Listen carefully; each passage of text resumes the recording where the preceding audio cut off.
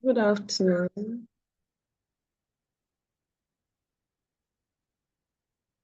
Good afternoon, madam. We hope we are doing well. Yes, please. Yes, you do know. Sorry, today I'm not logging in with my Zoom account because I don't have access to my PC. I'm not around. All right. Can somebody pray for us so we start?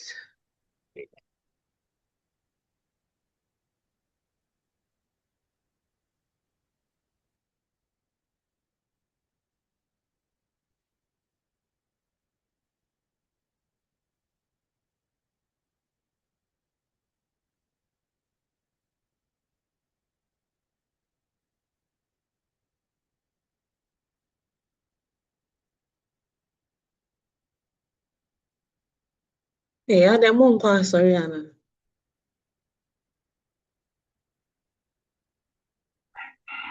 Okay, we are praying. Heavenly Father, we commit this meeting into your care in the mighty name of Jesus. Amen.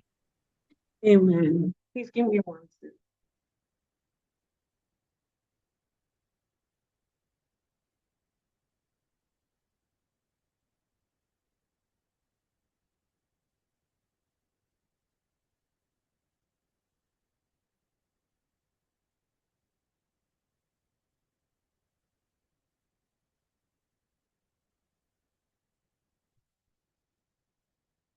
All right. Thank you very much. So today we are looking at data and process modeling.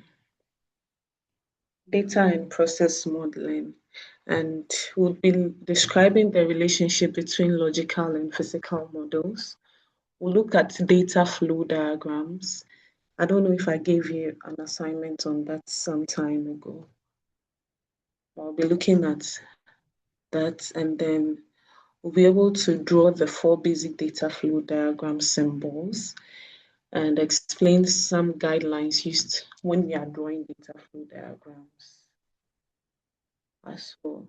So, and then we would also create a data dictionary.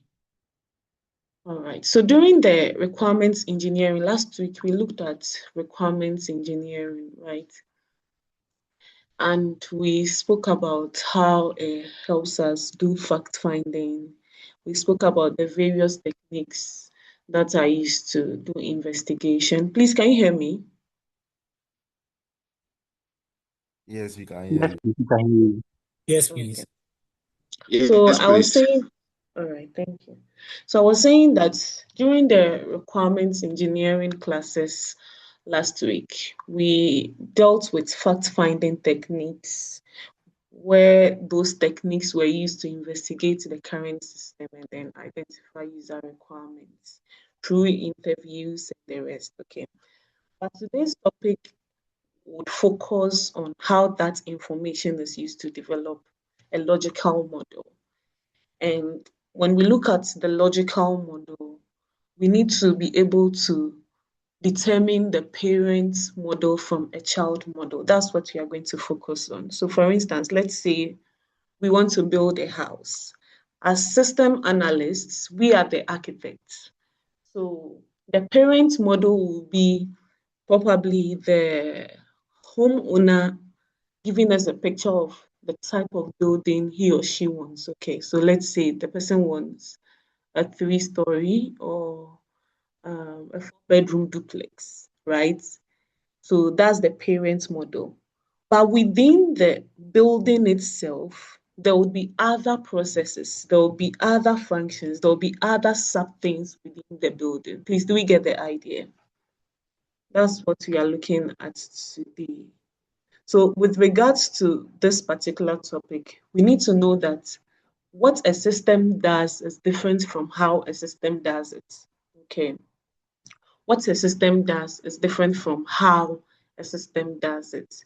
And then again, with reference to last week, we understood that requirements gathering included what interviews. I think we spoke about questionnaires, observations, things. Okay. They are all needed in order for us to build a system. But now that we have gathered the information, now that we have outsourced and gathered our questionnaires, have found data for our interviews and all of that. The next step is that we have to organize and then structure it. And that's when modeling comes in. Okay, like the topic for today says, data and process modeling. So that's where modeling comes in. And then when we say a model, what comes into mind?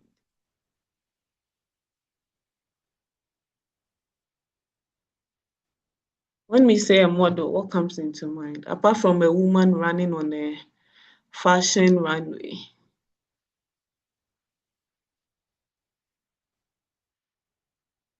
Yes, Hello. anybody? Hello. Sechuafia. I hope you are fine. Yes, by the grace. Thank God. Please, can you please help touch on what we treated the other time? Can we just do a reflection because most of our colleagues couldn't join that time. I'm If so that would be sorry, possible. but was the video not recorded? I don't have access to it yet. Okay, so I think the class was recorded. I'm sorry, today I would not be able to do that. All One, right. because So let me touch on the modeling. I think modeling is another word probably for modeling with structure, a structure for something or okay, the structure, that's not bad, yes. Okay, I will also say that a model is a place where data are kept, a structure where data are kept Okay, in order. Yeah. okay. Theophilus, this is the first time I'm hearing you speak. Okay. Anyways, so the reason why we can't go back to last week's class is because I don't have your slides with me. I'm not even using my so I think I only downloaded what I would need for this particular class, and then that's what I carried with me. I'm sorry about that, but I would find out and then would make the video available so that others would have access to it. Thank you. All right, so basically a model is what a The simplified, video has been shared on the Telegram page. sorry. Yeah, I was saying the video has been shared on the Telegram page with 4 video. Oh, okay, then that means you have it. So after watching it, if you have any other question with regards to the class itself, then that we can discuss. If he says I should go through everything or go back to what we learned last week, that will not be possible. All right.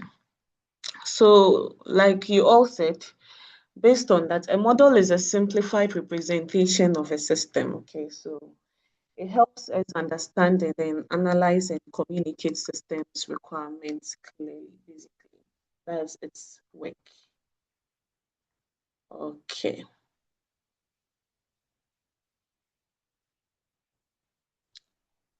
All right. So a logical model, we are going to look at logical models and then physical models. Now, a logical model shows what the system must do, regardless of how it will be implemented physically. Basically, it describes what the system must do to meet user needs. So, what does our client need? What does management need?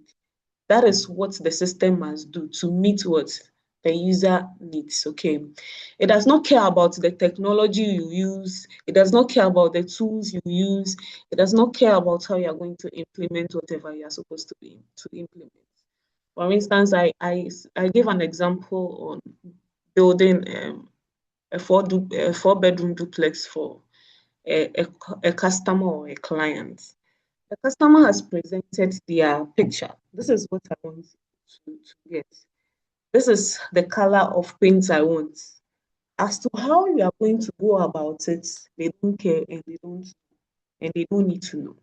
As to what tools you are going to use to construct the building from scratch to finish, they don't care and they don't know about it. Okay. So think of it as business processes. Okay. The data flows that comes in, the inputs, the outputs, the rules and decisions that come together to create that system. Those are the logical model. Regardless of how it will be implemented physically, nobody cares. Now, the physical model describes how the system will be constructed. So, how will the system actually be built and implemented?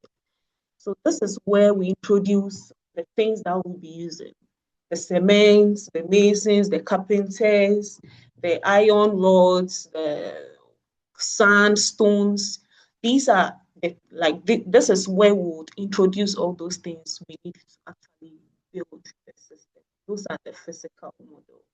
So in case we are looking at an example, say we want to build an LMS for GCTU students, what would the logical model be and what would the physical model be?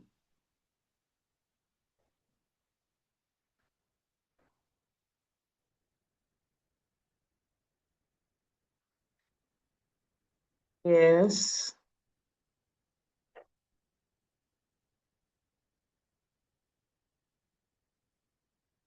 Anybody?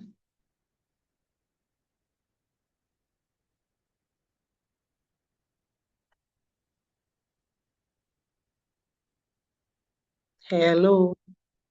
Hello. Yes. Is it So, Ben or with Setra? the logical model, I would say we want a platform or a student learning platform where teachers can upload assignments and students can access their courses and submit assignments. So No. I think that's what the logical model would be. Oh, okay. Not bad. How about the physical model? Physical model is putting the necessary uh, materials or necessary equipment together to form this. For example, the programming, the development of that particular platform for the student, the things that will be involved in putting it together. Awesome. Awesome. Thank you very much. Do you have any other submission? Benata, your mic is on.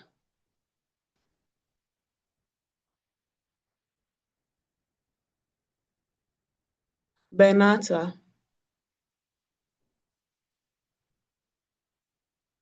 Okay. So for just like Sechwafia mentioned, for the LMS we are building, we want the students to be able to register their course. We want them to be able to upload their assignments, and all of that. And then in case you probably register, the system should be able to store your registration, right? But it does not mention the software that will be used or the database that will be used to do that, or the interface it will even operate on. Okay. So basically, the logical model is technology independent. But when it comes to the physical model, it's telling us to go into details. Okay. It focuses on the databases that will be used in the development of the LMS, the softwares that will be available, how they will actually register the course.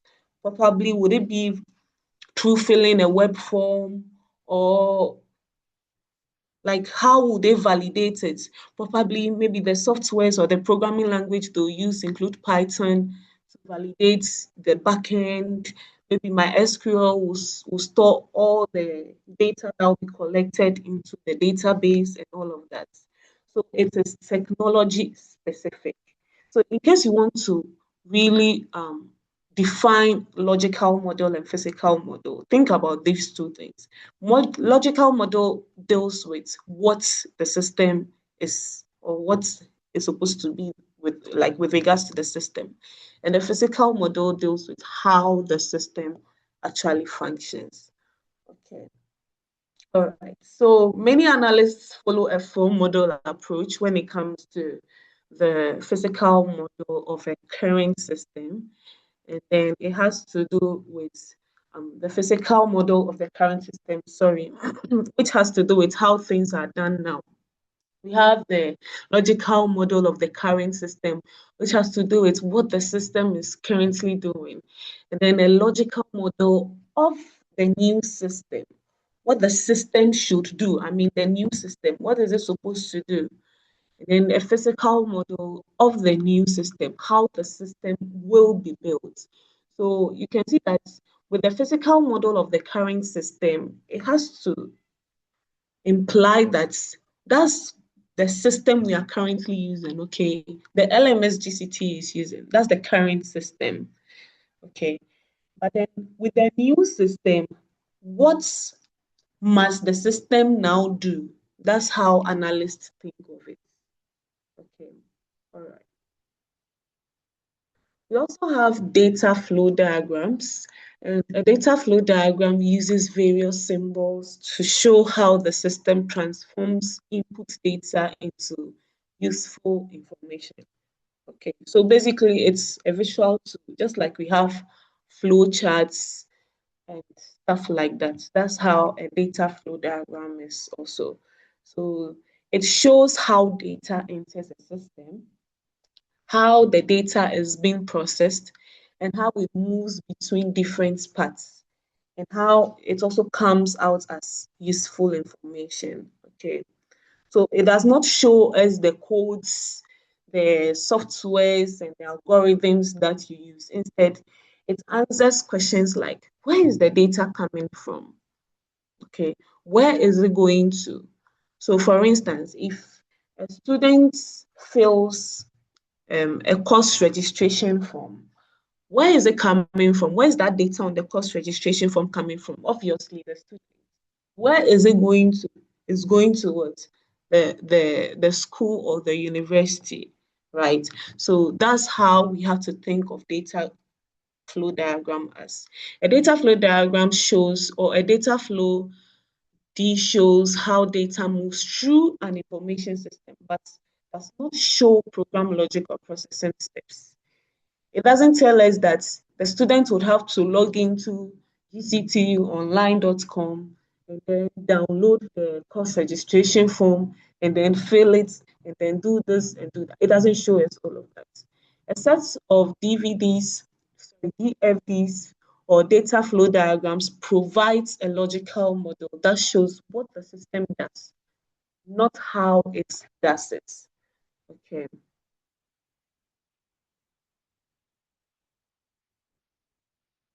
So data flow diagrams use 4 basic symbols representing processes, data flows, data stores, and entities. Okay, so the processes represents the actions or transformation it goes through. Think of it as, let's say, something happening to a data. That's the process. Okay, then data flow, which shows movement of data from one place to another. And it's represented by arrows. I'll be showing you an example in the next slide. It's represented by arrows. Okay, so it's like the data is in motion. So if it's going to the left, there's an arrow directing you to where the data is actually flowing into. Okay, then data store, which has to do with where the data is kept or stored, like a storage. And then the external entity deals with a person or a system outside your system that interacts with that particular data flow. So think of it like a source or the destination of the data. Now, when it comes to data flow, we have 2 major examples of the symbols they represent. So for instance, with your flow charts, I think it's one generic source. So there are no 2 ways of going about it. But with the data flow diagrams, we have 2 different sources. We have the gain and Sasson symbols, and we have the Yordon symbols, which are also another set of the data flow. So when you take a look at this image, please, can you see? Yes, please. Okay. So there are 2 different styles, right? When you look at the left, you can see a rectangular stuff like that, but it's not really rectangular. It's like the vertices are a bit circular in a way. So the one on the left is the gain and then Sasson. Where's my pointer?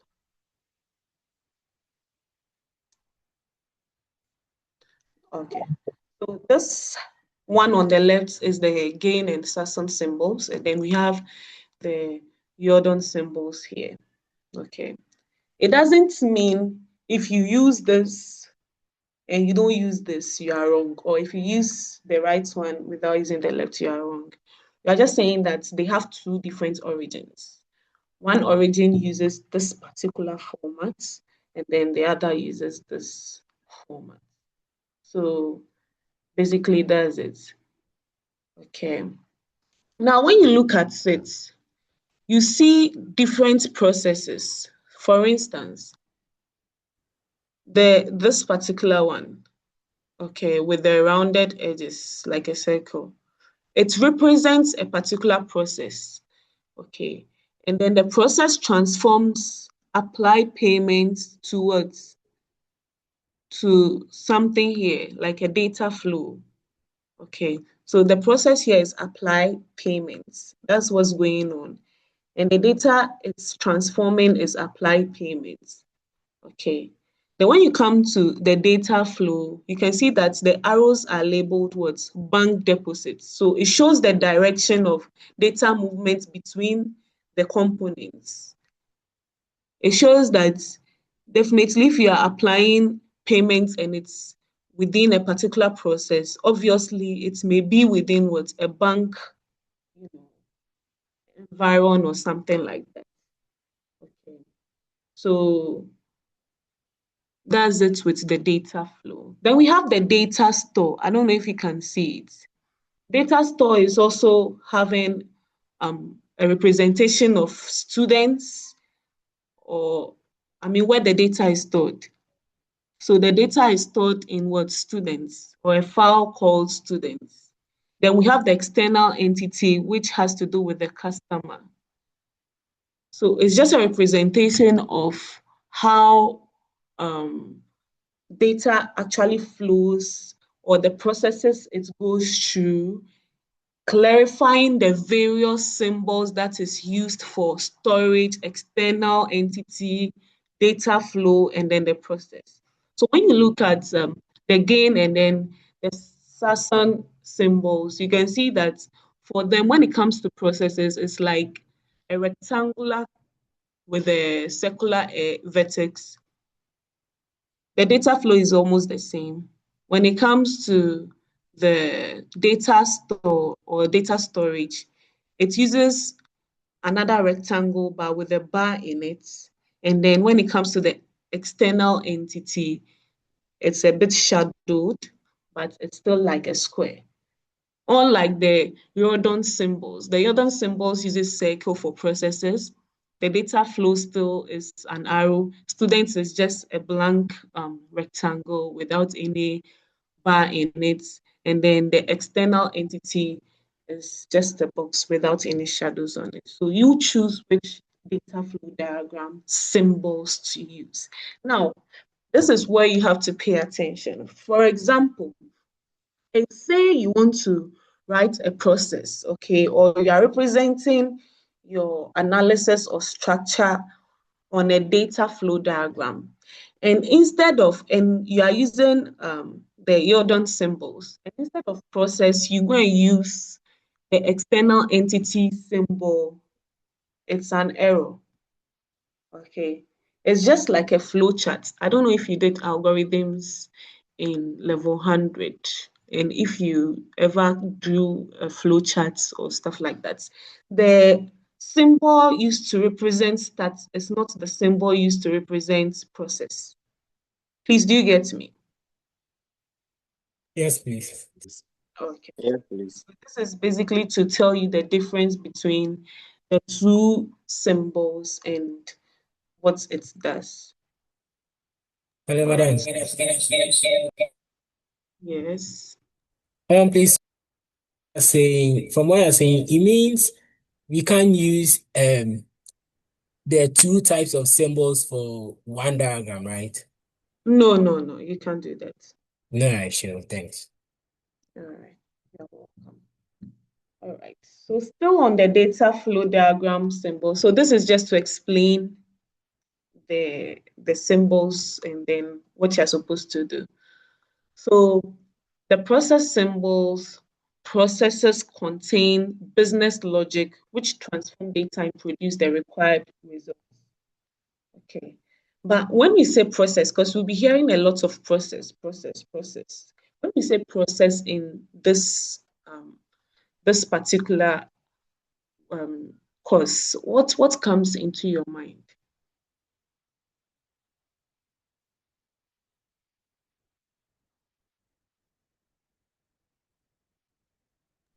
Hello, madam. Yes, you can try. Yes. I think is the steps that you, you go through to execute a task. Just as your line is Hello, how madam. do we yeah, we can't hear you clearly. Can you come again? Yes, Hello, please. Justice. Can you hear me? Please, can you hear me now? There's some sort of redundancy in the speech. So before you say something, we would hear it after like 2 seconds.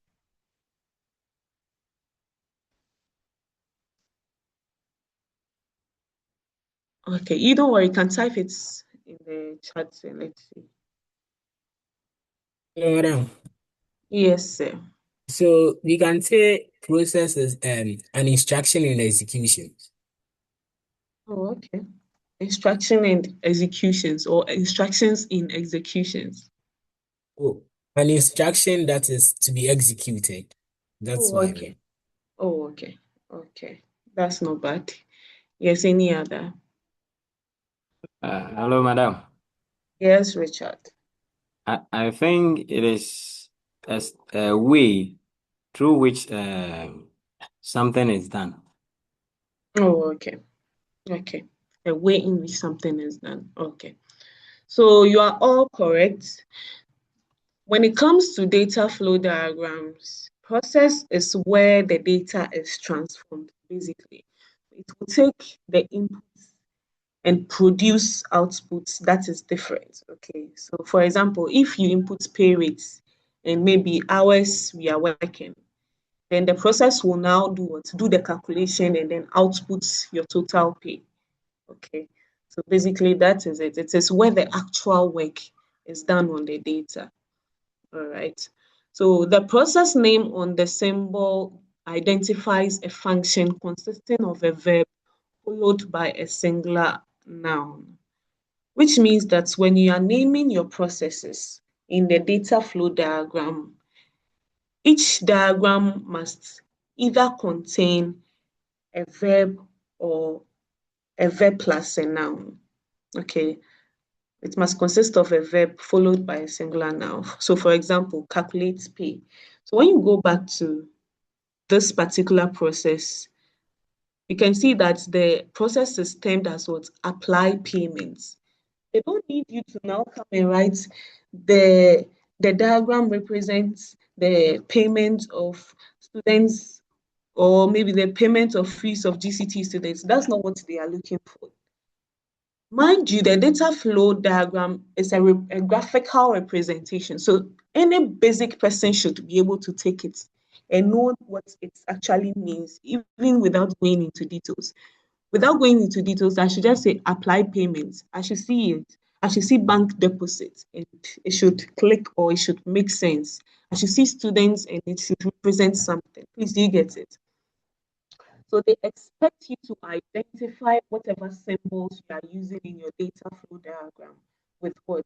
A verb and then a singular noun so that it will not get the whole thing congested and all.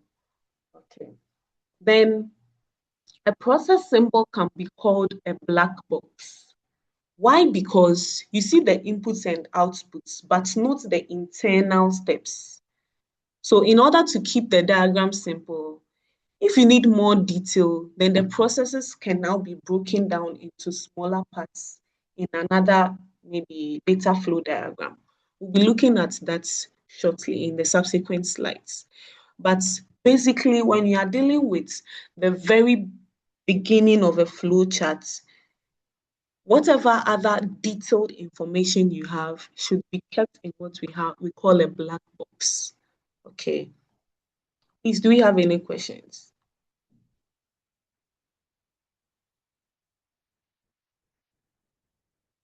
All right.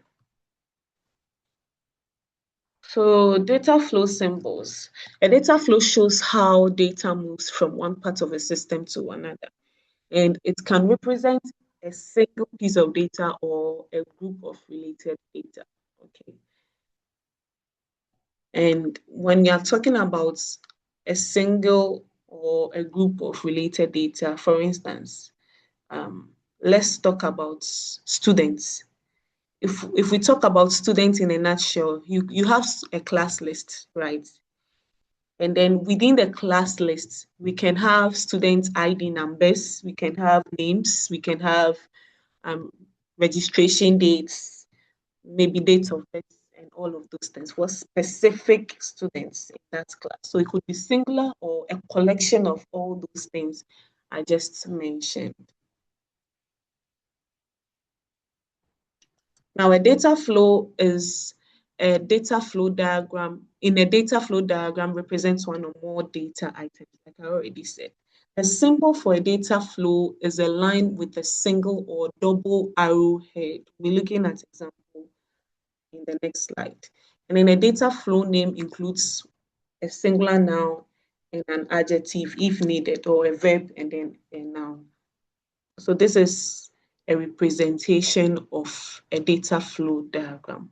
Now I want you to look at this carefully. Which one would you think is a correct representation of a data flow diagram?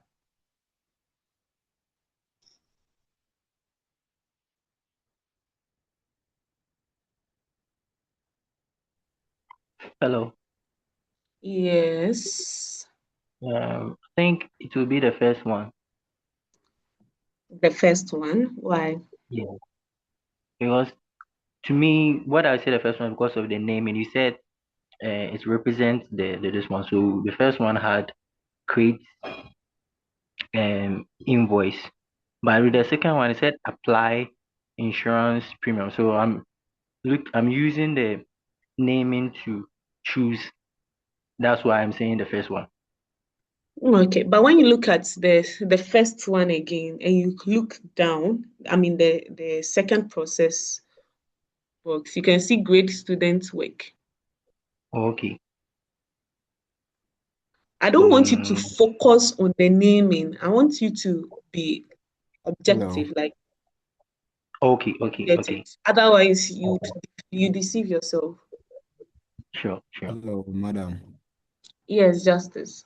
All right. So for my observation, I think the directions for both for the first one is going at one particular direction, and the Oh, second one with the second one, some of them are coming in and some of them too are going out.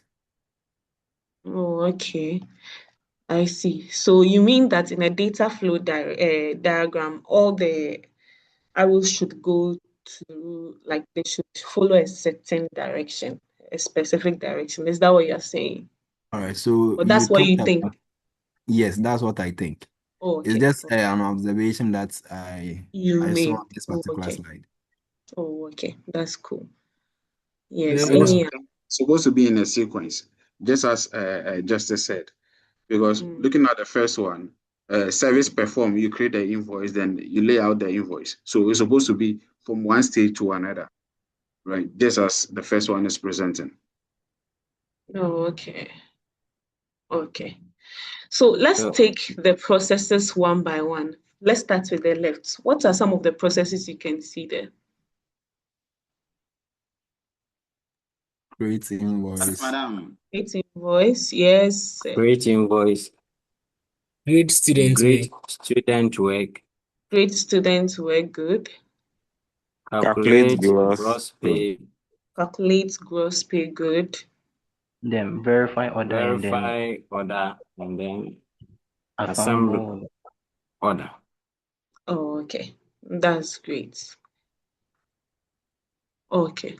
So the right side is wrong and the left side is correct, obviously. But why is the right side wrong? Now, I mentioned that certain rules apply. But first, let's look at why the left side is correct. Okay. At least each process there has at least one input and one output. But let's look at the right side. Some of the inputs, we don't even know where they are going or where they are coming from. So we can't even call them inputs. Do you get? Because you said that a data flow is a path for data to move from one part of the information system to another. And when that happens, there should be what? A data input and a data output. Okay, and it could represent one or more data items. For instance, when you look at calculate gross pay on the left, hours worked is included. The pay rate is included for you to be able to what? Calculate gross pay. So it is more than one what? Data flow, okay, or one input. Okay, and then a data flow name includes a singular noun and an adjective if needed. And then when we look back, we also learned that the process name on the symbol identifies a function consisting of a verb followed by a singular noun. And then also, a process symbol can be called a black box because the process's inputs and outputs and functions are known, but underlying logic is hidden. But when you look at the, how do we call it, the left side, it's now telling us date of birth. How do you calculate grade with date of birth? Please, do you get where I'm driving at? Yes, please. Yes. So each process in the first place has at least one input and one output. Okay. Create invoice. Create invoice has inputs, and the input is from what? Services performed, and the output is what? Invoice. Grade student work has an input and produces outputs, graded work, and then what? Students grade. Calculate gross pay has an input, and these inputs are hours worked and pay rate, and the output is gross pay. Verify order has order, and then its output towards accepted order. And assemble order has an input of accepted order and inventory change. So it shows how the data is entering, being transformed, and leaving each process correctly. Okay, but when it comes to the right side, apply insurance premium. The output exists, but there's no inputs. So it's incorrectly what's directed. Calculate gross pay, for instance, there's an input, but the inputs are not inconsistent or they are not properly structured. And we don't see where it's going to, there's no output. Okay. And then when it comes to calculate grade, it has an input, which is date of birth, but the logic is what's unrealistic and unclear. So it's poor modeling. So a correct data flow diagram must show clear inputs, it must show clear process, and it must show what's clear outputs. And most of all, it must have proper arrow directions. Is that clear? Yes, All please. right. We also have what we call a data store or data store, however you call it. And it's used in a data flow diagram to represent data that the system stores because one or more processes needs to use the data later. So for instance, instructors need to store student scores on tests and maybe your assignments during the semester so they can assign the final grades at the end of the term. A data flow diagram does not show the detailed contents of a data store. Okay. It doesn't show that. It only shows the specific structure and then the data elements that are defined in that data dictionary. Okay. Now, in a data flow diagram, the gain and Sazon symbol for a data store is a flat rectangle that is open on the right side and closed on the left.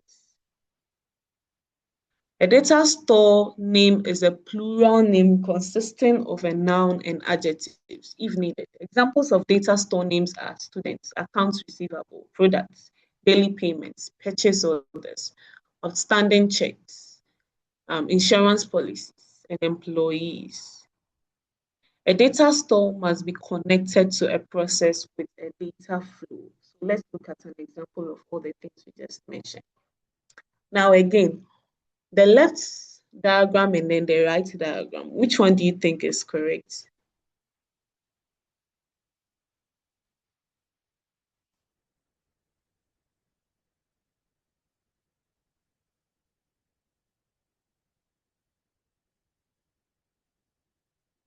Oh, correct. Sorry?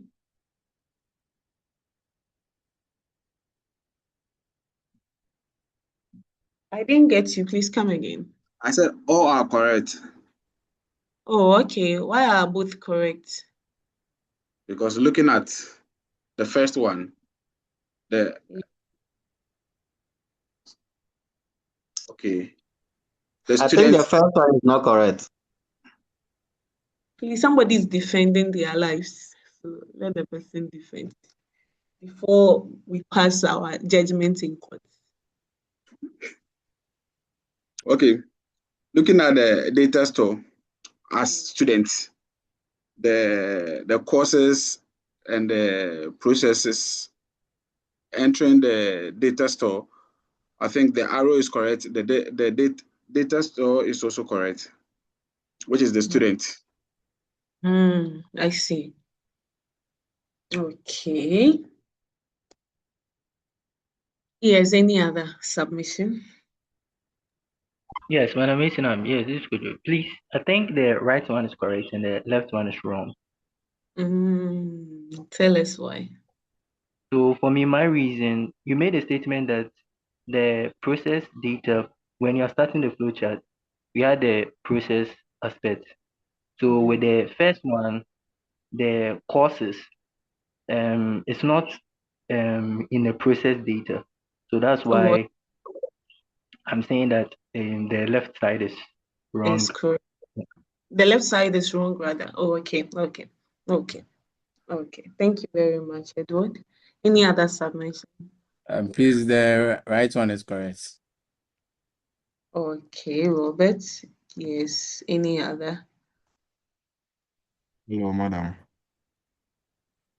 Justice. Yes, madam. Please, can you hear me? Yes. Yes, so for me, I think the right one is correct because it has an inputs and outputs for some of them as well. Oh, okay. I also Okay. think that all the ones displaying are different systems because there is a All class list, customer payment, flight request. I think there are three different ones, and then we have the other one on the right. You said all the other ones. I didn't get what you said, please. I'm saying how I'm seeing it, the systems are different. The first one is class list, the ones on the left, and the middle one is customer payment, and the third one is flight request. Oh, okay. Oh, okay. All right. Yes. That's Hello. serious details there. Yes. The first one is not correct because two stores are connected without a process. Oh, okay. So thank you very much for your submissions. At least you're paying attention. Thank you so much. So basically, it's because we don't really have any process going on. For instance, a database of courses cannot magically, update a database of students. It doesn't happen like that. So at least there must be a process in the middle, like maybe register students. Something should be there to ensure that things are really working. Okay. And then also, when you look at the external entity like maybe customers, managers, or other systems, we don't really see that in there. Okay, because you never let an outsider write directly into your data for security reasons. So if all of a sudden customer has direct access to your data storage, then there's a problem. And if data is moving from a store to another without a process, then the data is maybe doing what we call teleporting. And in system analysis, miracles like this don't happen. But when you look at the right, you can see that there's an input. There's a process store. For instance, when you look at daily payments, okay, there's an input from post payments, and then the process going on is in what daily payments, and then after the daily payment, you prepare what deposits. There's a store process. Okay, you prepare the deposits, and then the process reads from the store to create a result. And then when you look at patients, for example, in patients, you see multiple processes. You see multiple processes interacting with one store. This is how real systems work. One person admits the patient and maybe writes to store, and then another doctor treats the patient, and then it continues like that. So if you see an arrow connecting two squares or two open-ended rectangles without that rounded bubble in between, it's a syntax error. Every arrow must what either start or end at a process. Is that okay? All right. In data flow diagram, an entity is anything outside the system that interacts with it. That's why we usually draw entities as rectangles. Sometimes it's shaded, like what you saw in the previous slides. And these entities are important because they either give data to the system or they receive what data from it. Now, because they are starting or ending points for data, we also call them terminators. Okay, they are data origins or final destination, basically. And when an entity supplies data, we call it a source. And when an entity receives data, we call it a sink. So think of it like this.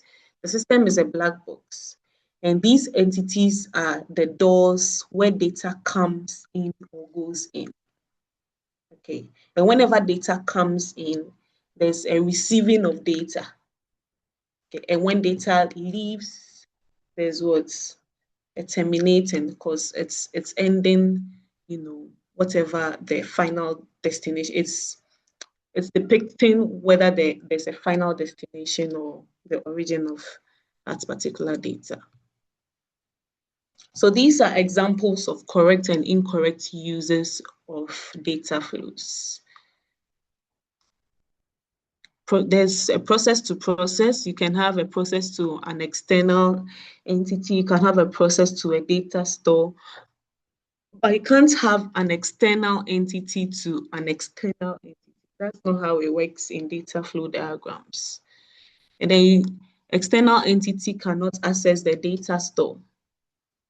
If we're all supposed to access our databases at the banks, I mean, not just ours, but the databases in general at the banks, I'm sure by now, personally, me, I'll target Ibrahim Mohammed's, his own, because he's close. I mean, in Ghana. So you can just imagine what would happen. Yes. Then external entity to data store, no. Data store to data store does not also work. But pay critical attention to how the diagrams have been represented. At least you know what a symbol is like, you know what a process is like, you know what a data store is represented by. So drawing data flow diagrams, how do we draw this? How do we draw a data flow diagram? So please, can someone read for us?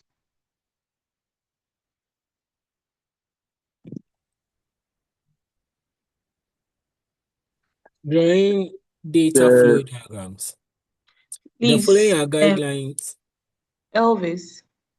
Yes, ma'am. Sorry, I know I said let someone read for us, but I've not heard any lady speaking in a very long time. And I don't know why.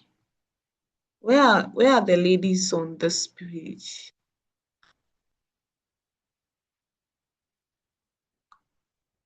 The ladies, where are you? How many ladies are in this class?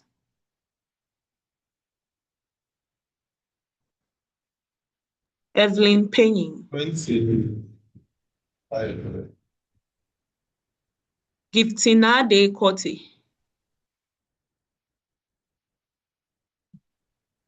They are cooking. Oh, hey, share.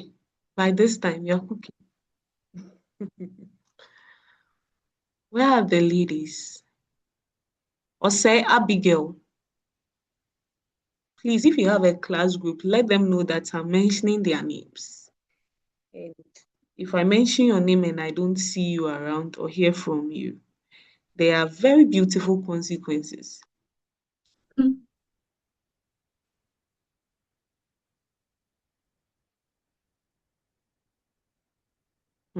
Interesting.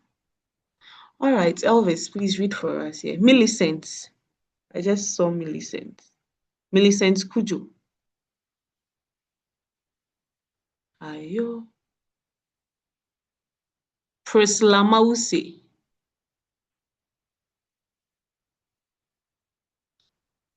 Samiatu. That should be a lady's name. Okay, Elvis, please read for us. The following are guidelines to drawing a data flow diagram. Draw the context diagram so that it fits on one page. Okay, Use so we the are name. taking it, Elvis, please, we'll take it one by one. Okay, so if you are drawing a data flow diagram, they are telling you that you don't need, what's that name? We used to draw, especially those who did pre-tech in JHS, the drawing sheets you use. Preliminary Put it on sketch. there. Hey, did I hear a lady's voice? Mashallah. Please, who spoke? Angelina. Hey, this is the first time I'm hearing your voice. Oh, really? This is not my first time I'm speaking now. Anybody, she's telling the truth because I don't have the records with me. Oh, madam, Because is true. I Madam love is what true. to start with. I even shared some things on the chat box and then I drew your attention on that. Oh, I think the only person I heard speak was Benis. Oh, okay. That's new. Nice meeting you, Angelina. Yes, so Angelina, you mentioned something. Preliminary sketches. Is that the name? No, it's a big drawing sheet we use. We'll put it on the drawing board and hold it with the pins and start constructing something. It's normally very big. Is it The sketch pad? The sketch pad. It looks like I'm two. It looks like what? A3 sheet. Yes, it looks like an A3 sheet. Yes, something like that. Hey, wow. Is it cardboard? No. But even that could be a very good example. So you don't really need a cardboard to Looks draw like the cardboard. diagram. Yes. Now pay attention to the term context diagram. When it comes to data flow and we are talking about context diagram, we are talking about the basic representation of your first draft of the data flow diagram. Let's say we want to design a building, okay, for GCT. What building are we looking at? Maybe an administrative block. Let's say an administrative block. What and what do we need in that administrative block?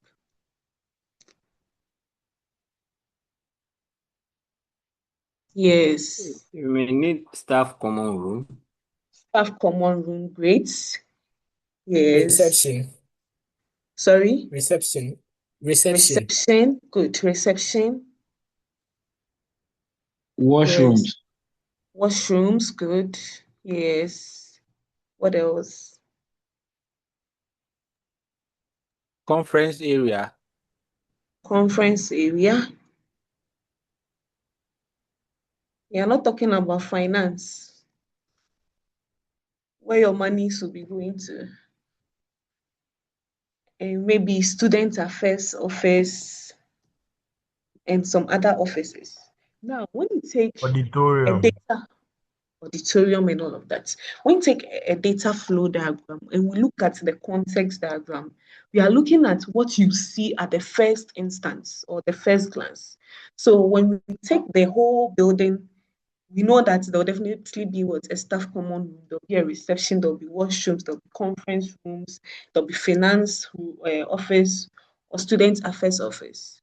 But when we take conference room, there's a breakdown of that conference room, probably the capacity it can contain, what can be done there. Is it for students or for lecturers or management staff or what? Please, do you get it? But when you take a context diagram in a data flow, you don't see those breakdowns. You just see the basic things we've just made mention of. Please, do you get it? So the context diagram shows the whole system at a glance, and it should be clear and unclouded. It shouldn't be scattered all around.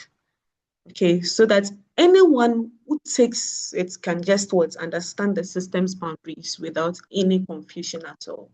Is that clear? All right, Elvis, let's continue. Use the name of the information system as the process name in the context diagram. Great. So for example, we are using a grading system. The process would now be called what? What would the process be called if we are using a grading system as an example for what we are working on? Will the system be called an order system? It should definitely be related to what? That's grading system. It shouldn't be far-fetched. I can't be building a staff common room and then I'm naming it a cafeteria or a washroom. Please, do you get it? Use the name of the information system as the process name in the context diagram so that it will be clearly understood. Okay. Use unique names within each set of symbols. Good. Now, back to the second point. Another term you can use for the process name is what we call process zero. So probably you will not see process name, but you see process zero. It's the same thing.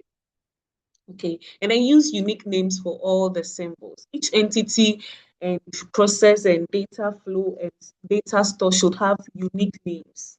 They shouldn't have names that would conflict each other, or for instance, the process here is Ajwa Tiger, entity name is Ajwa Tiger again, data flow is like, which kind of naming would be that? It would be confusing. I wouldn't know if this Ajwa is an Ewe Ajwa or a Ga Ajwa or an Ashanti Ajwa. Do you get what I'm trying to say? So for example, if a data flow is called order, it should consistently mean the same thing throughout all the diagrams. Please, do we get it? It shouldn't represent something else at any point, or it shouldn't reflect some sort of names that may not be represent what it's supposed to represent actually. That's why it must be unique. Then let's continue, Elvis. Do not cross lines. Good. So let me use this example we had here. So imagine we have invoice detail, and then the arrow from payment detail is moving all the way from post payment to treatment. At the end of the day, you'll be confused. Everything will be scattered all over the place. So the right thing to do is to make sure you don't cross lines when you are using the arrows in your data flow diagrams. Then Provide a unique name and reference number for each process. For each processes. So for instance, if my process 0 is order number and then I'm expatiating it, that means if I need detailed structure of the context diagram, then my process number should reflect in the base name I'm using. So for instance, we used the building we want to build for GCT as an example, and we said in the building we'll have staff, reception, washroom, conference, finance, and then what else did we say? Students affairs office, right? Okay. So let's say we want to break down the conference room again. When we take the conference room as a black box and we are breaking it down, or we want to see what will be really involved in the conference room, if we name conference room as A, then, or maybe number 3 on what we are doing, then anything that falls under conference room. So for instance, there's a conference room for students. So we have students conference room. Students conference room should be 3I or 3A. We'll have staff conference room. Staff conference room should be 3II or 3B. We would have maybe visitors conference room. And it's still under what? Conference room. Please, do you get the idea? So at the end of the day, I can trace everything back to conference room. I can trace students conference room to conference room, staff conference room to conference room, visitors conference room to what? Conference room. Okay. And then finally, ensure that the model is accurate, easy to understand, and meets the needs of its users. great. Thank you very much. All right. Do we have any other reader apart from Elvis? Madam, please, I'll continue. Yes, madam.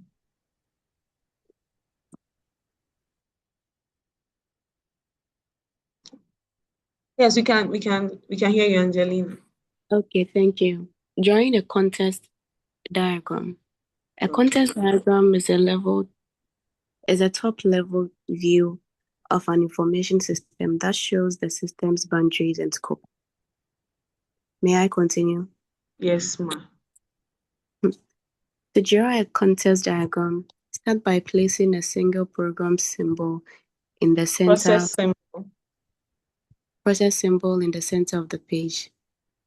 The symbol represents the entire information system and is identified as process O. Place process 0. A moment, please. Yeah. So it's identified as process 0.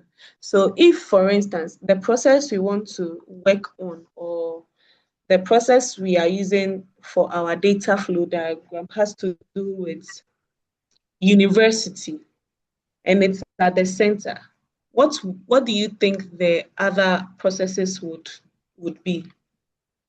We have university. Definitely there'll be students, right? There'll be staff. So that's how you work your way around it. Okay. And then finally, you do what? Angelina. Okay, so finally, you place the system entities around the perimeter of the page and use data flows to connect the entities to the central process. Oh, sorry. So look at this. It's fine. Don't worry. Okay. May I continue? Or you take it? Don't worry. We are done with that one. We are on the drawing a context diagram. So this is a context diagram for a data flow diagram for an order system. So the system we want to analyze or work on is an order system. So if you have an order system, then you are thinking about just like the university. So when I said we have a university, we are thinking about students, we are thinking about staff, we are thinking about lecturers, we are thinking about management and all those ones. So when it comes to order system, there are certain things you have to also look at that comes together as their entities. And what are the entities here? We have sales or sales rep, we have bank, we have accounting, we have warehouse, we have customers. Okay, all these are entities. The bank sends what? The bank deposits data, obviously. And then the accounting sends cash receipts entry. The warehouse also do what? Receives a picking list from the system and sends back what? The completed order. Then the customer sends order and payment into the system and receives order reject notice or the invoice. So the order reject is if whatever the person orders does not go through. And the person gets an invoice if whatever the person orders goes through. So this diagram shows all the external interactions that goes on at a glance. The moment you look at it, you should see the internal processes. Okay, you should see what is going on. Okay. And this is how we draw the context diagram. Pay attention, please. Context diagram. The moment you see it, it should click. Okay, we are talking about order system. Okay, so this and this and this and this is what is involved. Please, do you get? All right. Then we have the diagram 0. It's the next level after the context diagram. Please pay attention here. We've spoken about the context diagram, and we said the context diagram is a top level view of an information system. It shows the system boundary and its scope. It shows what the system is all about. At a first glance, you should know what the system is about. But then we have diagram 0. And diagram 0 is the next level after the context diagram. So while the context diagram shows the system as a single process, diagram 0 zooms in to show the major internal processes. It zooms in to show the major internal data flows, the data stores inside the system, and all that the system uses in functioning. Okay, it's like opening the black box. I explained this earlier. It's like opening the black box of the system. So even though we are now looking inside, all the entities and the data flows from the context diagram are still included. You don't exclude the context diagram. Okay, we'll be looking at an example in the next slide.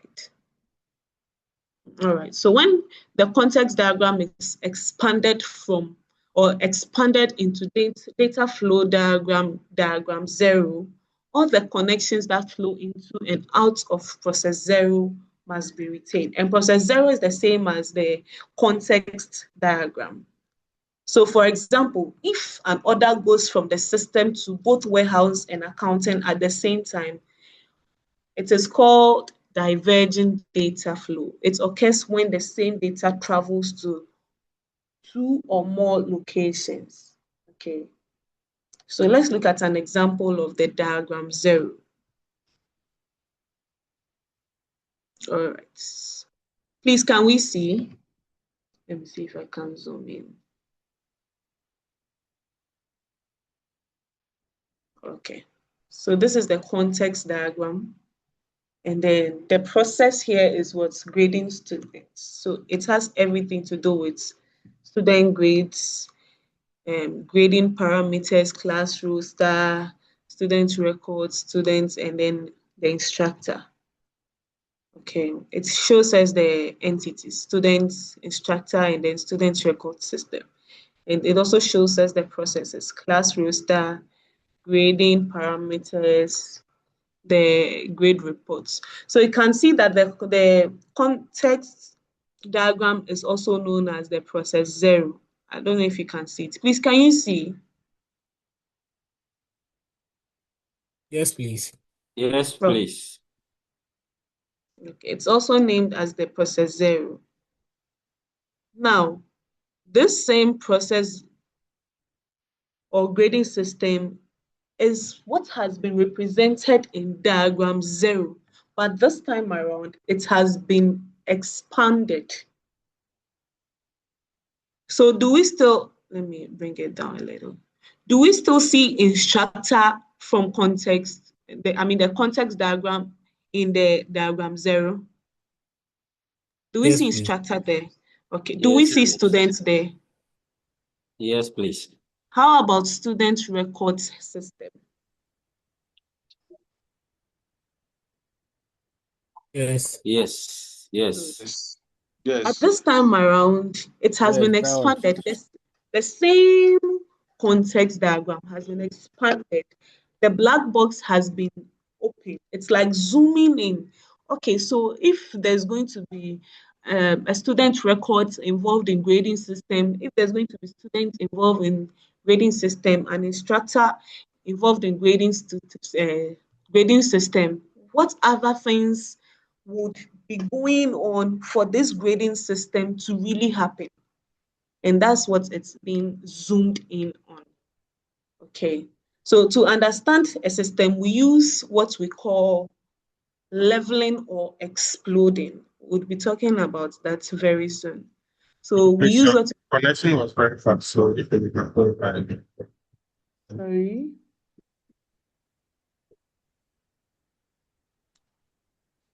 I didn't get what you said, please. So I was saying, like, we break some for some moments now. So if we can go back to the student aspect. I should go back to. Yeah. So you were explaining from the diagram 0. Yes. Now, if we can see the student, at that point, your line was breaking, so we couldn't hear you. Oh, okay. I'm sorry about that. All right. So I'm saying that when you look at this figure, I think I zoomed in, so you saw what I meant, right? It's a context diagram and then a diagram 0 for the grading system. And basically, we are saying that the context diagram is the basic representation of your system or what you want to build, okay, on the data flow diagram. So that's what the context diagram represents here. And when you look at the entities, you can see student record system, you can see instructor, and then you can see student. But when you come to the diagram 0, excuse me, when you come to the diagram 0, we are saying that none of these things have been omitted. Reason being that it's the same thing, but this time around, it is being zoomed into. So earlier, I used university as an example. You can see a university there, and then probably all you would see maybe, let me use the pointer to explain. All you would see, so let's say the context diagram of process 0 here is the university. All you would see from afar could be students, management, and lecturers. Okay, but when you zoom in or when you come into the university itself, you would know that it's not just about students or lecturers or management. You can see that there's a payment something, there's a whole student representative council, there are non-management staff, there are like other things involved. Please, do you get it? Yes, Hello? please. Yes, Yes, madam. please. So that's basically what we are saying. So we've already established that the context diagram is what you are seeing above there. And then, or process 0 is what is above. And then the diagram 0 for the grading system is what we have beneath. Okay. Do we have any question about it? Hello, madam.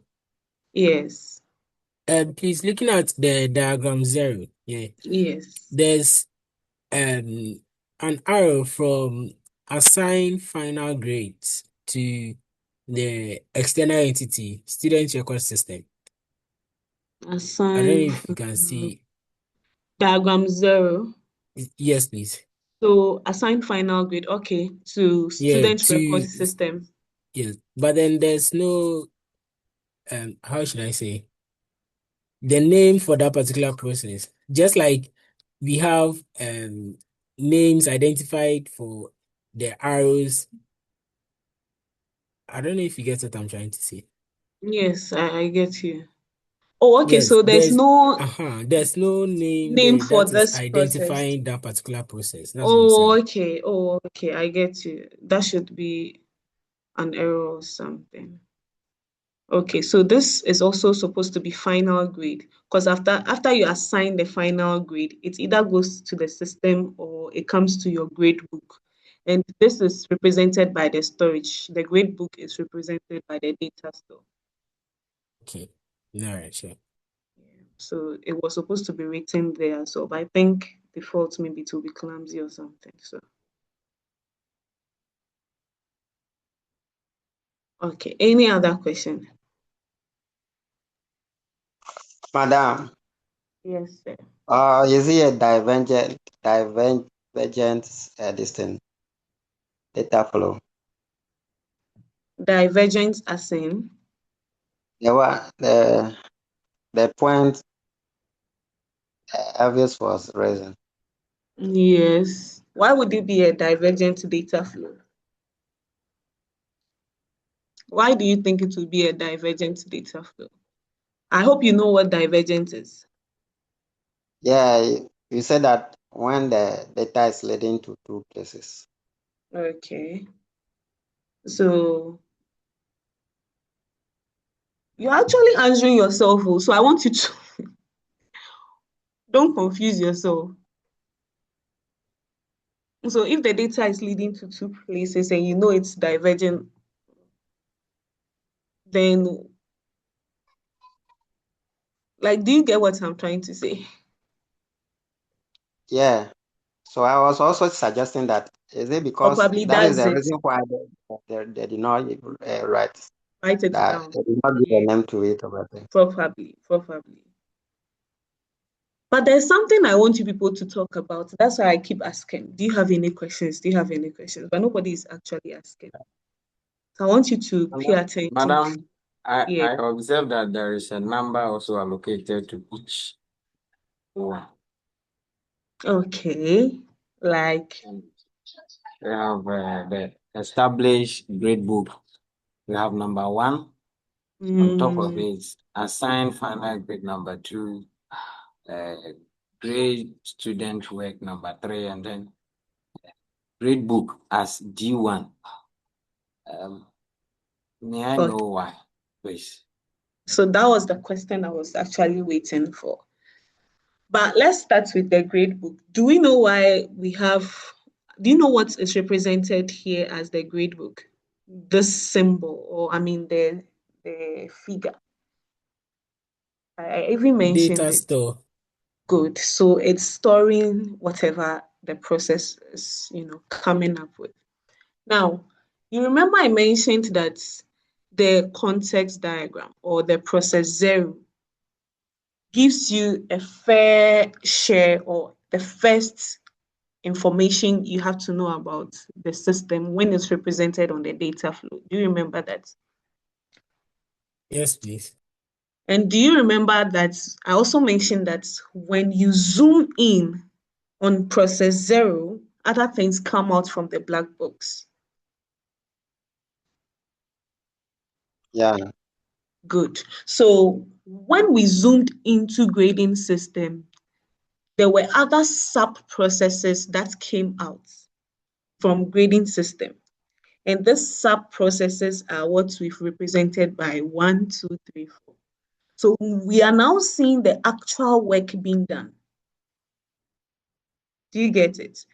That's how come we have established grade book, assign final grade, grade students work, and produce grade reports. Then we have the data store as well. So it's showing us that this is where the work is actually being done. Just like I used in the example with regards to the university, that the moment you see the university, you're seeing students, you're seeing staff, you're seeing this. But when you come inside, you see other processes taking place. Okay, so let's try and then maybe walk through the anatomy of the diagram 0. Hello, madam. Yes. Please, I'm trying to break the diagram down. So I'm thinking the instructor and student record system are external entities. So they have sent inputs. That is like a process to establish gradebook. That is Okay. the first process. Why do you think that is the first process? So so I'm thinking before the system can grade the student's work, the instructor would have to give his or her grading parameters, as in if the student is between this mark and this mark, grade the person as this. Okay, Then yeah. the student record system to give how do you call it, the class roster. So I mean the class roster would consist of the names of the students. Of the students, yes. Yes. So that is so these two external entities, Why are you calling if them you external entities? okay, so because of the how do you call it? Because of the symbol, we say that Okay. the rectangle with the shaded portion are known as entities. Okay. Yes, that's why I'm calling them entities. Or Okay. I So don't know, maybe call them entities okay, for the sake entities. of Yes. yes. Okay. Okay. So from there, I'm seeing the second process, which is assign final grade. But I don't understand why that should be the second process. Yes, I'm thinking maybe grade student work should be second process. Grade If the numbers, student work should be the second process. Oh, okay. yes, if the numbers are I mean arranged accordingly to the way the process should be. Yes, I'm thinking grade student work should be second process. So when it comes to grade student work, the student submits his or her work, and then the how do you call it?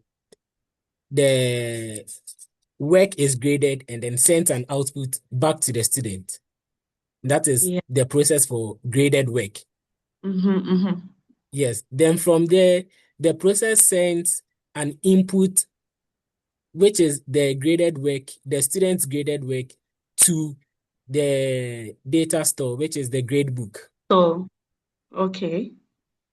Yes. Okay. So you don't get why 3 comes before. Oh, okay, I get you. I get you. Yes. Now let me clarify this. Data flow diagram is not a flow chart. Okay. So you follow the data, you don't follow the numbers. To understand the system, you follow the arrows, not the numbers placed on the processes. The numbers placed on the processes are just to tell you that, okay, there's this process such as this, and there's this process like this, and this is also a process. Please, do you get it? So it has nothing to do with the numbers on it.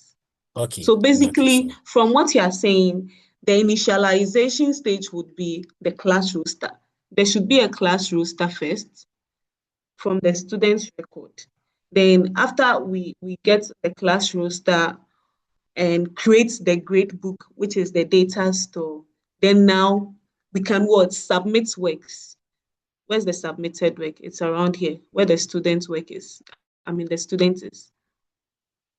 Okay, so it is now that the students, because if you don't have a class roster to know then the students' names and IDs and what's not, you can't create a database for them, like your class lists.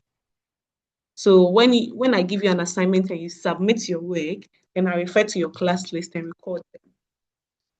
Then after recording them, we can now come back to your final grades and come and grade you, the grading parameters and all of that. So it has nothing to do with the numbers. Please, do you get it? Yes, please, I do. Okay. So if I added a new entity called parents to diagram 0, what do you think will be the results? I'm adding a new entity to this diagram 0, and my entity is parents.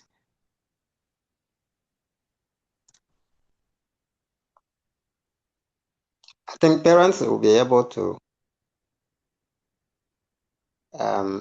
receive student records. Are you sure? Well, probably if the system is a primary Even your senior high school, do they do that? No. Hello, madam. Yes. It was the system wants the parent to see the grade report Okay. of their learners or their children. So why didn't it start from the context diagram?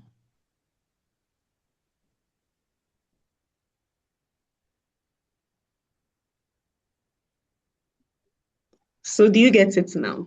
You can't draw diagram 0 without process 0 or the context diagram. And the entities in diagram 0 must, the context diagram must reflect in what? Diagram 0. If not, it's going to be an error. Okay, so if the entity is not in the context diagram, it cannot appear in the diagram 0.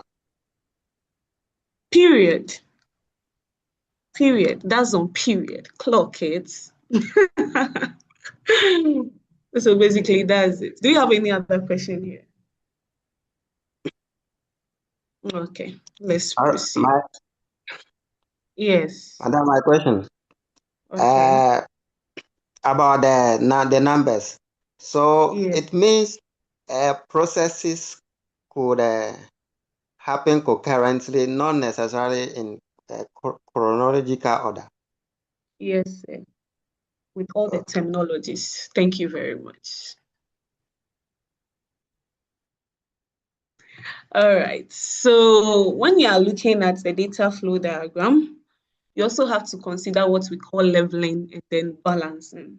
Leveling is basically like zooming into Google Map. Okay. So for instance, you take Ghana as a whole country. When you look at the mapping structure of Ghana as a whole country, you can now zoom into maybe a city like Tesano. Then within the city, you can see a street, Neil Lamote Street, Richard Kweku Street, or Rogers Street, or Angelina Street. Then within that street, you can see an exact location, maybe EcoBank Bank, Tesano branch. That's how leveling is like. Okay, so it breaks the system into more detailed parts step by step. And then balancing on the other side keeps inputs and outputs consistent across all diagrams. It maintains consistency, basically. All right, so what do you think about this diagram in terms of leveling and then balancing? Look at it properly. Because we said leveling has to do with breaking everything step by step till you reach wherever you want to reach. And then balancing has to do with, making sure everything works in order. Don't forget, this is the order system diagram 0. It's an order system. The order system diagram 0 is shown at the top of the figure, and the exploded diagram 3 data flow diagram for the applied payment process is shown at the bottom. So I'm zooming in so that you take a look at it.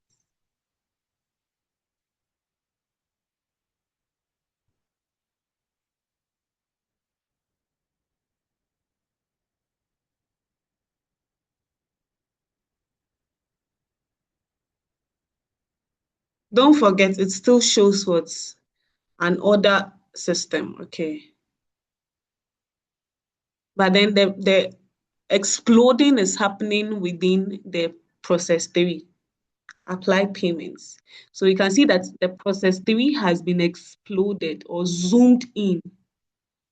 So they took only process 3, apply payments, and when they zoomed in, they realized that, okay, there should be a post payment when it comes to apply payment. There should be deposits, there should be prepare accounting entry, there should be pay commission and all of that. And it all has to do with what? Apply payments. So in this case, process 3 becomes the parent, and then 3.1, 3.2, 3.3 become what? The child diagram. Okay. So when you're talking about balancing, it's basically about what goes in must come out. Okay, it is where balancing takes place. So if you take a close look at the blue dashed parts, or the blue area here closely, you see that the inputs and the outputs are identical for both diagrams. Okay.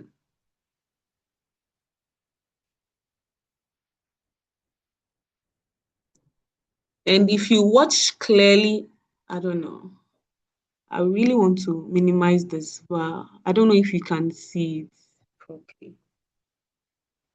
If you watch clearly, if an arrow exists on the bottom diagram that was not on the top diagram, then there's a balancing error. It's just like having the context diagram and then diagram 0. If the entities there are not, or the entities in the context diagram cannot be found in the diagram 0, then there's an error. The same thing applies to your diagram 0. Even with the expanded or exploded form of diagram 0, when we take one process out, the same entities we are seeing should be seen in the exploded words diagram. That's what balancing is all about. Okay. Madam. Yes, sir. Please, can you go back to the previous slide? Okay. And so, with what you just said, you Yes. said if there is an entity in diagram 0 and then it's not in the exploded diagram, then it means Yes. there's an error. Yes. Then there's an error with the image Okay. Can you tell because us? with the diagram 0, there's warehouse as an entity. Okay. But with the zoom in the exploded diagram, I can see all the entities, but then I can't see warehouse. Warehouse. That's a very Yes. great observation. Good. So definitely there is an error. But I think the reason why it was not added has to do with the fact that they were trying to explode just this process, the apply payment. Please, do you get me? So obviously you are correct because warehouse as a process is not here. It's not represented anywhere here. But every other thing is there. Yes. All right. Thank you for that. That's great observation. All right. So this is an example of a parent data flow diagram showing process 0 as a black box. So always have it in mind that when we have the context diagram and we explode it, whatever the process we are exploding in there becomes process 0. And that is why it is called the parent process. Okay.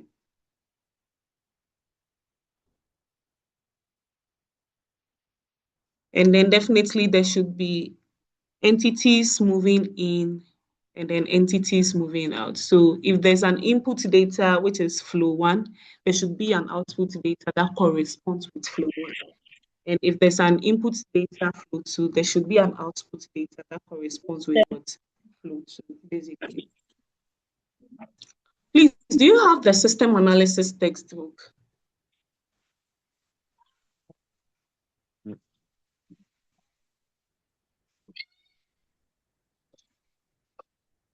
Hello? No, please. No, madam, we don't have it. Oh, I wish I had my machine. But I'll send it. Hopefully before the end of today, I should be able to send it to your question. All the diagrams. Hey, my family members, please, we beg you.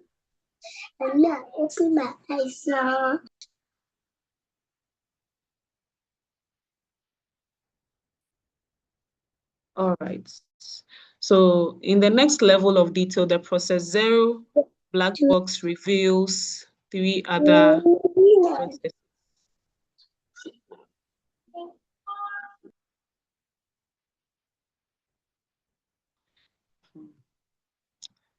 It reveals 3 processes, 2 data stores, and then all of these are shown inside the yes.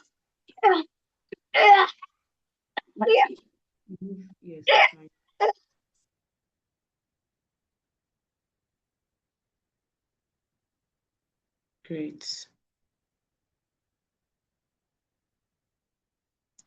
All right, so let's talk quickly about a data dictionary. Just like the normal term dictionary, it's also the meaning we have for a normal dictionary is equivalent to what we know as data dictionary. Okay, so it contains information about the data, such as its meaning, relationships to other data, the origin, usage, and format. Okay, so that when you are going about your data flow diagram, you know what each one represents, what they means, the relationship it has with others, and all of that. So imagine a student system at a university like yours, like GCTU.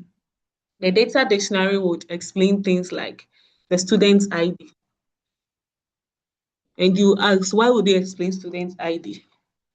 So the data dictionary is there to let you know that, okay, student's ID means a unique number for each student. Then when it comes down, it will give you an example of that unique number. And it will also give you a format for that unique number. Do you get it? That's what the data dictionary is all about. So what does it contain? It contains data element descriptions, which are also called data item or field. And this tells you what each data item means. If I say phone number, what does it mean? If I say student's contact, what does it mean? Okay, and it has to give you the attributes and properties of everything it gives you. So for instance, the phone number must be 11 digits or 12 digits or 10 digits. Okay, so it gives you detailed information about whatever you're working on. Then attributes or properties. Okay, we also have the relationship descriptions. We have other metadata and then rules and constraints. So the other metadata would be probably who entered a particular information or when an information was entered into the university system and all of that. And when it comes to rules and the constraints, there are conditions that the data must follow. For instance, grade must be between 0 and 100. If I download your students' data from the admin side, it gives me your IDs, your class score, and your exam score. Now, right from the back end, if I'm entering your class score, it can't exceed 50. No, in fact, it can't exceed 40. Because I think it's 40, 60, right? And if I'm entering your exam score, it can't exceed 60. It has given that kind of rule and constraint. So regardless of whatever marks the person gets, you have to make sure that the person's class score is within 40 and then the exam score is within 60. And every data element in the data dictionary should be documented. And the objective of this is to provide clear, comprehensive information about the data and process that makes up a system. Now, the following data element attributes are usually documented in the data dictionary, such as the data element name, the alias, the type, the length, default value, acceptable value, source, security, responsible user or users, and descriptions or comments. All these things are needed. Now, all data flows in the data dictionary must also be documented. And when we talk about attributes of a data flow, we mean the extra details that describe the data moving in the system. We're talking about the extra details, okay, that describe the data moving in a system. Think of it like describing a package that is being sent. So you're considering things like what it is, where is it from, where is it going, how often does it move, how long will it take. All these are what extra information. If you order something from Shein or Amazon, these are the things you ask. And so when you're entering or documenting things about your data flow into the data dictionary, these are the things you have to record, the extra information, the attributes. Okay. So you're looking at the data flow name or label, you're looking at the description, the alternate names, the origin, the record, volume, and frequency. All of these things are necessary. Then every data flow diagram data store in the data dictionary must be documented. So don't forget that with the data dictionary, we are recording the data elements, we are recording the data flows, and we are recording the data stores.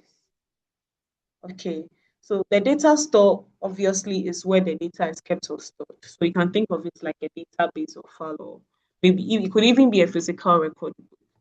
Okay, so you have to store the name.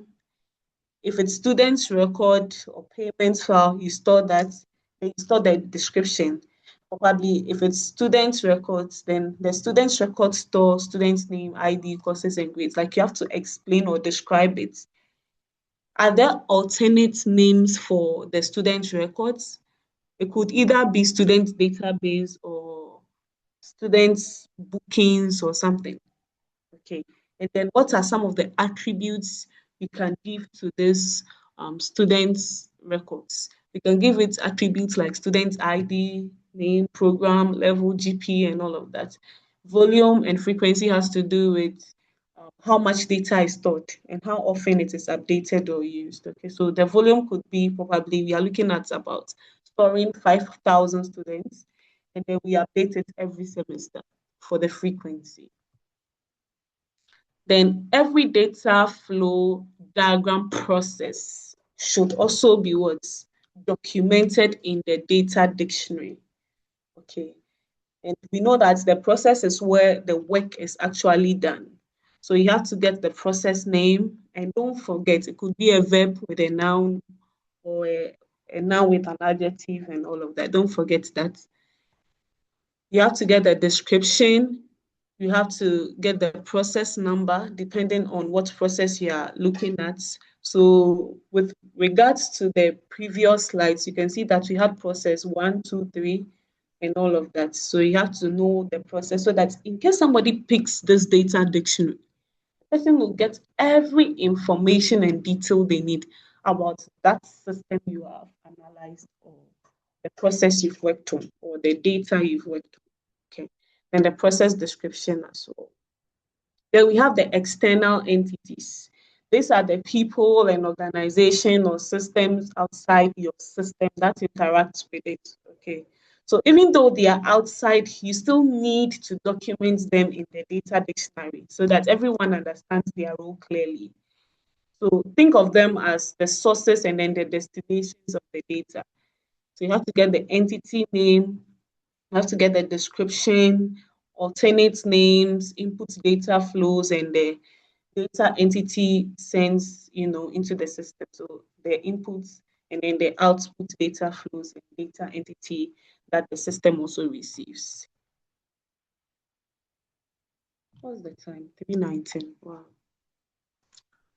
Then a record is a data structure containing related data elements stored and processed together. Records in the data dictionary should also be documented, and those are the characteristics. Now, the following are reports that can be obtained from a data dictionary: an alphabetized list of all data elements, a report describing each element, a report of all the data flows and data stores, and then a detailed report showing all characteristics of data elements, records, data flows, processes, and all the items we mentioned above. Then we have process description tools and modular design. Now, process description is basically how a process works. Okay. How a process works. And when you look at how a process works, it uses simple tools to explain the steps in an object-oriented processes. And what the processes entail is what we call the methods. Okay, so the object-oriented processes are called methods. Now, modular design is based on combinations of three logical structures or the control structures. And these serve as building blocks of the process. So the three structures are called a sequence. And sequence obviously helps you to do things step by step. Selection helps you to make a choice. And then iteration is when you are repeating a task. If you did introduction to programming, you know iteration. Okay. So a rectangle represents a step or process. A diamond shape represents a condition or decision. And then the logic follows the lines in the direction indicated by the arrows. I always tell the people I teach this particular thing to think of it like a flow chart. Just think of it as though it's a flow chart so that you know that, okay, the rectangle represents process. Diamond shape represents when you're about to make a decision, and then the logic follows by the arrows you use. So this is an example. The first is a sequence, and then the second is a selection. So it could go both ways. And then we have the iteration structure. In case this does not work, then the whole thing must start all over again, or you have to go somewhere else to continue and then start again and all of that. Then we have structured English. It's basically the standard English that describes logical processes clearly and accurately. Mostly as system analysts, we are inclined to, describe systems or our processes in our technical jargons. Like you mentioned big, technological names and people get confused. So this is just to help people identify and read things easily, identify the sequences and selections and iterations in a clear, normal English format. And we have a decision table. You are IT students. I'm sure you did discrete structures, did you? Yes, Did you do please. discrete structures? Good. So you should know what a decision table is, where you have your true, false entities, and then false, all those entities. Yeah. So a decision table is a logical structure that shows every combination of conditions and outcomes. Okay, so if a process has a single condition, there are only two possibilities, yes or no. If it has more than a single condition, then it could either be true, or yes, yes, no, no, yes, no, or no, yes, that kind of a thing. All right, so this is an example. And we have various decision types. We have the decision tree, which is a graphical representation of conditions, actions, and rules found in a decision table. So this is basically how it's been represented as. So when it's turned well, you see that it represents like a tree kind of. You have the origin, and then the rest follows through. So if it's a yes and a no, preferred customer, yes. If yes, then ordered $1,000 or more. If no, $5 bonus coupon. So if the person ordered $1,000 or more, if yes, then we can use our charge card. If no, the person gets this. If yes, so it's just like a decision tree. What is the purpose of a decision tree? Well, for this one here, you can think about it. But basically, that's what this is all about. Any questions, please?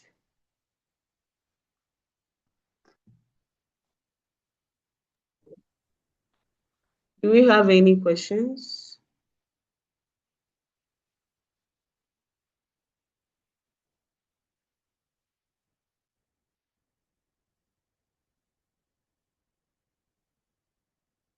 Hey, no question at all.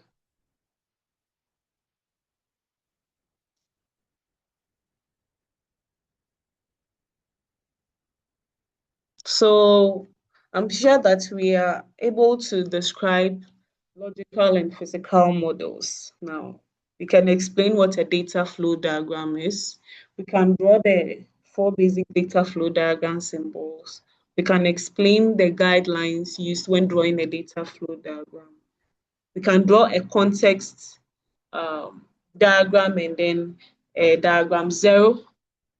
We know what a data dictionary is and then what decision table is all about, or the process for making decision, and the symbols that you can use to identify decision making in terms of sequence, selection, and iteration. On that note, then we would end the class here. And I'll do well to send the slide to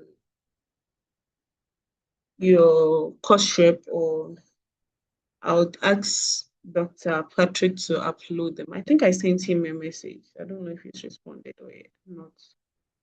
So he uploads the slides for you guys. All right then. Then have a great weekend and all the best. Thank you. Thank you. Same to you. Thank you, madam.